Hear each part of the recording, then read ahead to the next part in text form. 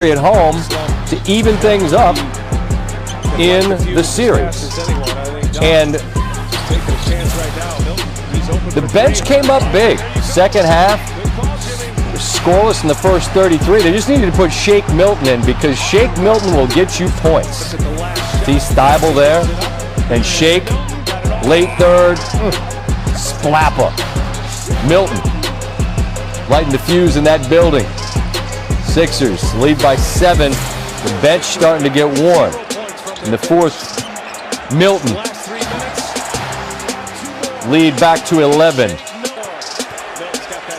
Dwight Howard. We have a Dwight Howard sighting. That should have been an and one. Embiid, who was unstoppable on the floor, cheering his guys on as the lead's now comfortable. Shake. Get out on him. Wrong dude to leave open tonight.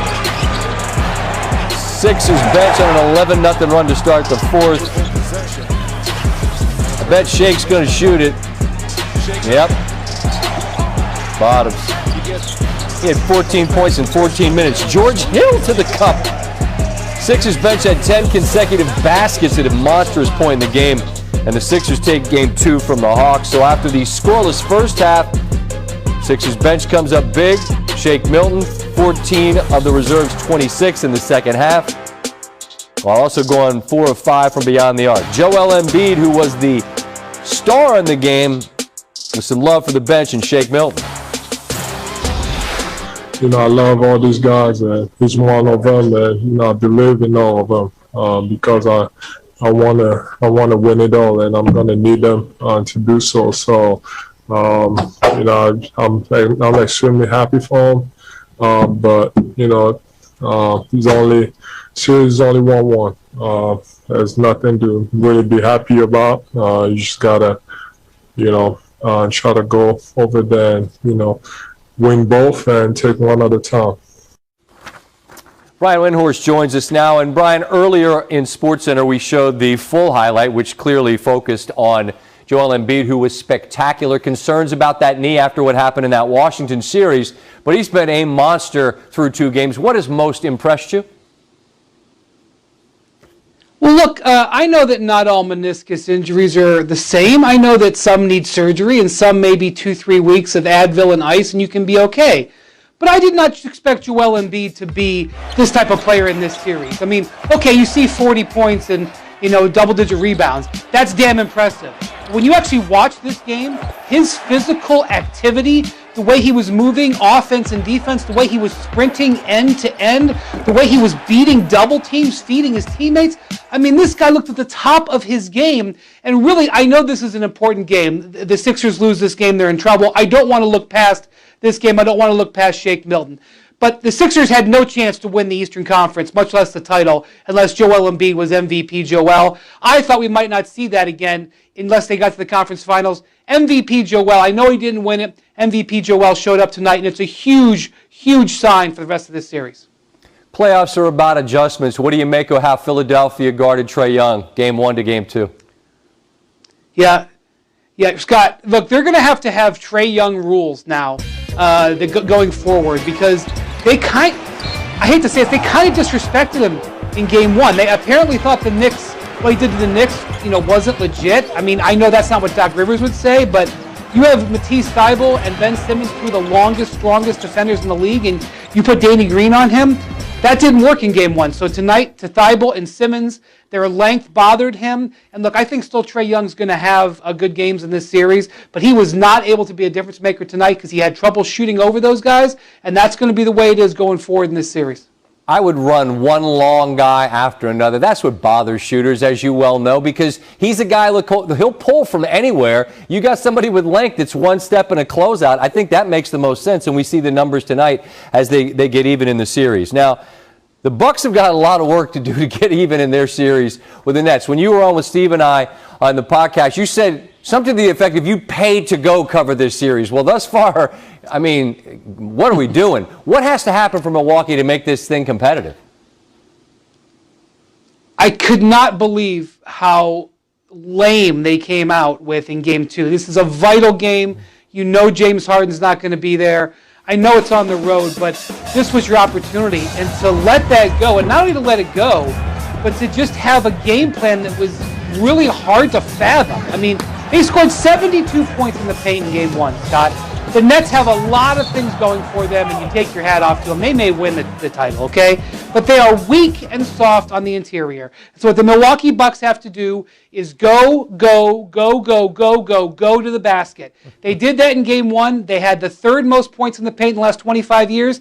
And if I'm Mike Budenholzer, my point of emphasis for game 2 is let's have the most points in the paint in the last 25 years. And they come out and shoot jump shots and play one-on-one basketball.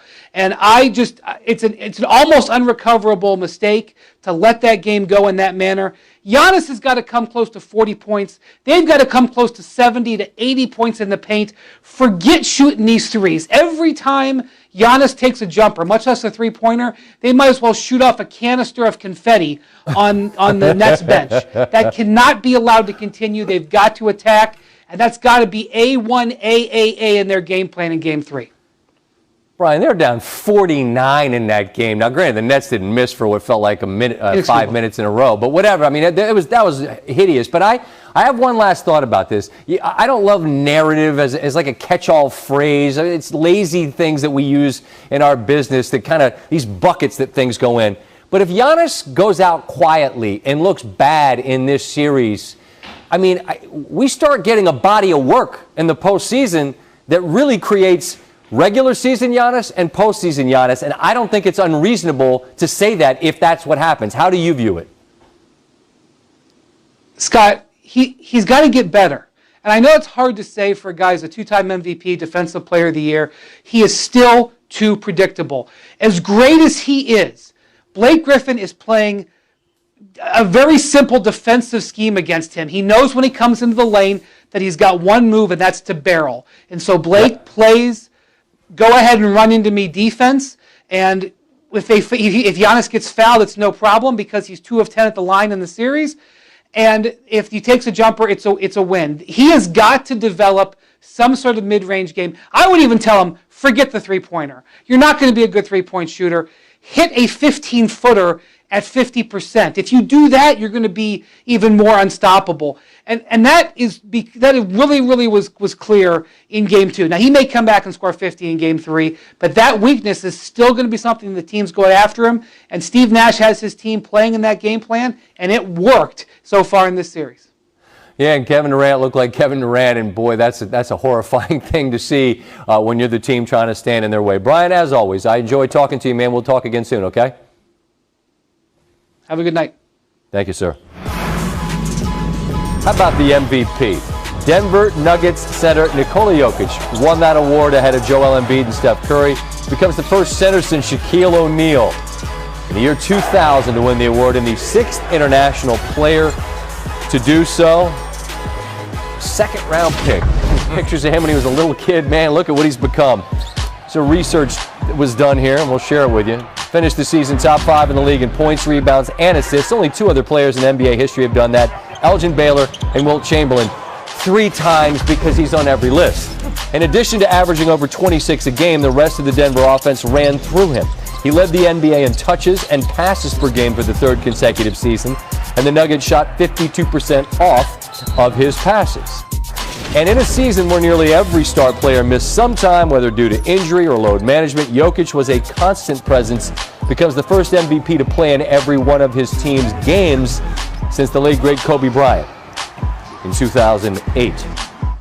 Winning the MVP, a culmination of a remarkable journey for Jokic in Denver, which began when he was selected 41st overall in the 2014 draft, which makes